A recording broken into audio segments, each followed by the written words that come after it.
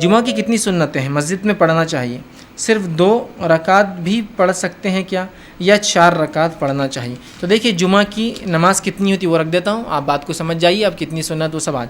جمعہ سے پہلے 2 رکعت موقعہ، جمعہ سے پہلے 2 رکعت موقعہ، ٹھیک ہے. اور یہ غلط فہمی نکالی سب سے پہلے کہ جمعہ کے دن ظہر اور جمعہ ساتھ پڑھنا ہے، تو وہ ظہر کی 4 جو موقعہ ہوتی لوگ پہلے پڑھتے ہیں اس کے بعد 2 جمعہ کی پڑھتے ہیں، جمعہ کے بعد 4 احتیاطی ظہر پڑھتے ہیں، ظہر کو اس کو نفل کر کے، پھر اس کے بعد ظہر کی جو 2 ہوتی ہے وہ پڑھتے ہیں. نہیں، جمعہ جس دن ہوتا ہے اس دن ظہر ختم ہو جاتی ہے، جس کو جمعہ نہ ملے وہ ظہر پڑھیں گا، ٹھیک ہے. تو اب جمعہ آپ پڑھتے ہیں، جمعہ سے پہلے 2 رکعت موقعہ، اس کے علاوہ 2 رکعت کر کے آپ جتنی چاہے پڑھنا پڑھ سکتے ہیں، لیکن 2 موقعہ ہے.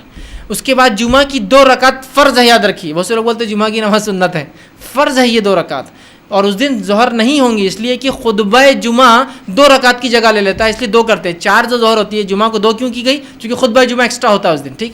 تو 2 رکعت جمعہ کی فرض، جمعہ کے بعد 2 کر کے 4 رکعت یہ جمعہ کی موقعہ ہے، یاد رکھیے. 4 بعد میں 2 کر کے، مطلب 2 رکعت کے سلام، 2 رکعت کے بعد سلام، 4 موقعہ. تو جمعہ سے پہلے 2 موقعہ، جمعہ کی 2 فرض، جمعہ کے بعد 4 موقعہ، اور جمعہ کی رکعتیں اتنی ہی 8 ہیں.